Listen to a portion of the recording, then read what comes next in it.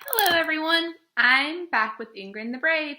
Yesterday we read a chapter, the first one, and kind of realized she's a very curious and adventurous character. I know this because she was sneaking around the castle trying to figure out her birthday gift that's supposed to be a secret, and instead of becoming a wizard, she wants to become a knight. That shows me she's really brave and she's really courageous.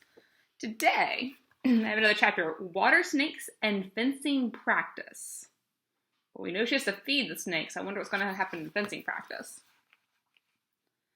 The water snake's food was in the kitchen, and half a dozen of Albert's mice scurried off the table as Igraine came in. They'd been at the cheese again, and when Sisyphus pushed his way past Igraine's legs, they trotted past him as calmly as if he were stuffed. One of these days, I'll catch him, thought Igraine, even if Albert does turn me into a spider for it. Albert! What use are brothers? Especially big brothers. The same old whispering every year, the same old hush-hush stuff, she said crossly, putting a saucepan over the nibbled cheese to cover it. But they're really going too far this time. They've been up there working magic for 5 days. Now, are they giving me an elephant or what? She poured some milk and water into Sisyphus's bowl, took the bucket of magic leftovers out of the oven, where her mother always left it to hide it from the mice, and carried it into the castle courtyard. Sisyphus followed her, with the milk on his whiskers. The great drawbridge squeaked horribly when Igraine left it down. Of course, all this magic, but it never even occurred to anyone to oil the chain. Sisyphus brushed past her legs and put his head over the side of the bridge, looking for his breakfast. The fish in the large outer moat weren't under Albert's protection, and the cat was very fond of fish. It was little short of a miracle that there were still shoals of them left. Igraine took a couple of blue-shelled eggs out of the bucket of magic leftovers and threw them in among the water lilies. The water on the flowers began to move at once, as 5 snakes reached their shimmering heads up to Igraine, tongues darting in and out.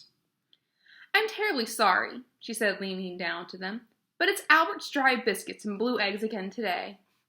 The entire bucket was full of them. Even Igraine had to admit that Albert was quite a talented magician for someone his age, but as soon as he tried to conjure up something edible, he produced only blue eggs and dry biscuits. However, water snakes aren't choosy, and as usual, they devoured Albert's magical failures with the utmost relish. Meanwhile, Igraine wandered to the far end of the bridge and looked across the marshy meadows beyond the castle. Apart from a few rabbits hopping through the grass, nothing stirred in the morning sunlight. Igraine sighed. "Feeding the snakes every morning," she muttered, "dusting the books of magic on Wednesdays and Saturdays, scraping moss off the stone lions' manes once a week, and once a year a tournament at Drakkar Castle. Nothing exciting ever happens here, Sisyphus. Never, ever." Sighing, she sat down on the side of the bridge next to the cat, and Sisyphus rubbed his gray head against her knee. Really pretty drawing. It is a really cool castle, though.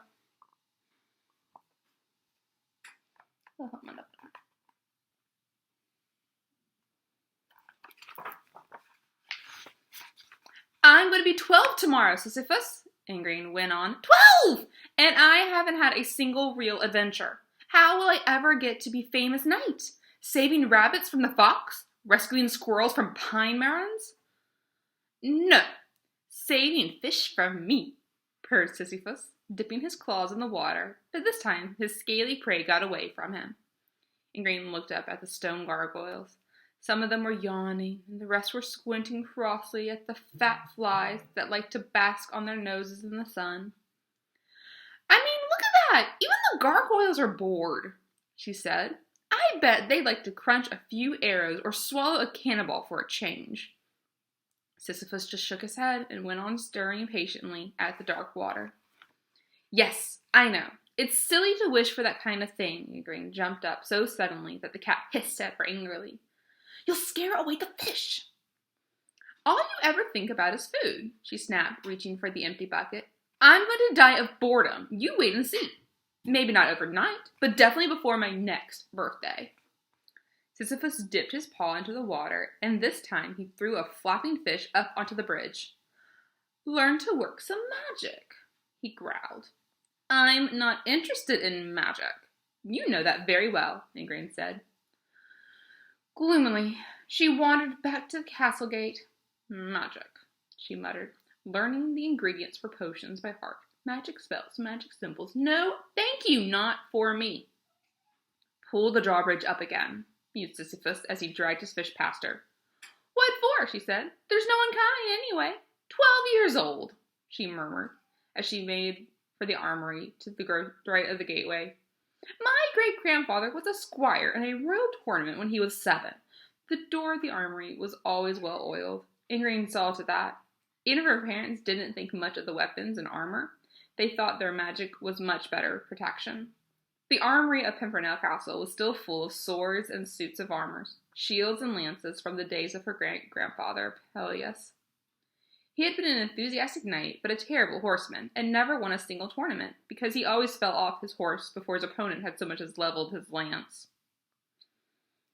Igraine often passed the time cleaning rust off his old swords or polishing the shields that bore his coat of arms until they shone. I was born at the wrong time, that's all, she muttered, as she picked up one of the dented shields. Yes, that's it. Her parents didn't like her to use the real swords, but very likely they'd be shut up in their workshop for some time yet. So Igraine chose a blade that looked fairly like the play sword her father had made for her magic sword her father had made her by magic, stuck it in her belt, and put her helmet with a crest like a silver bird on her head. Unfortunately, it was too big for her, but it looked good all the same. Then she took the magical leather dummy off his stand. Albert and her parents had conjured him up for her 8th birthday. When Igraine blew 3 times into the dummy's face, he stood upright, adjusted his sword belt, and stalked into the courtyard after her. Sisyphus put his ears back and hissed as the leathery creature marched out of the armory. Oh, come on, Igraine told him. You know he's not going to hurt you, and it's not as if I can practice fencing with you. Fencing with a cat. That would be odd. The leather limbs creaking followed her up the stairs, leading to the battlements above the castle gate. Sisyphus gloomily dropped as well-gnawed fishbone and leaped up the stairs after them. While the cat made himself comfortable on the warm wall, the leather dummy leaned against the battlements, waiting. But Igraine clambered up on top of the wall and looked around. The sky was blue as forget-me-nots. Only a few white clouds were drifting toward her from the whispering woods. It was such a clear day that if you looked west, you could see all the way to the lands of the one-eyed duke, who was said to hunt dragons and unicorns all day, every day. The nearest village lay on one of the hills to the south. It was a long ride to get there, but on days like this, you could see the cottage rooftops between the trees. To the east, however, the 5 round towers of Darkrock Castle rose to the sky. Darkrock was 10 times bigger than Pimpernel, and its mistress, the old baroness, loved just 2 things in life: horses and spicy mead. Nothing to do, murmured Igraine. Nothing at all. This is really more than I can stand. She leaned forward. Hello! Looks like the Baroness has a new banner. What coat of arms is that? Oh well, it probably just shows a barrel of spicy mead. With a sigh, she jumped down from the wall and put the point of her sword to the leather dummy's chest. On guard, leather knight, she cried, closing her visor. You sawed off my unicorn's horn, and you'll pay dearly for it. The leather man drew his sword and planted himself squarely in front of her.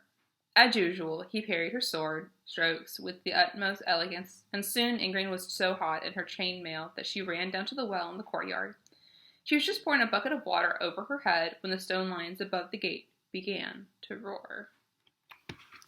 Dun, dun, dun, dun. I like this Sisyphus illustration. You'll have to come back later to find out what happens with this visitor. The lions usually don't wake up.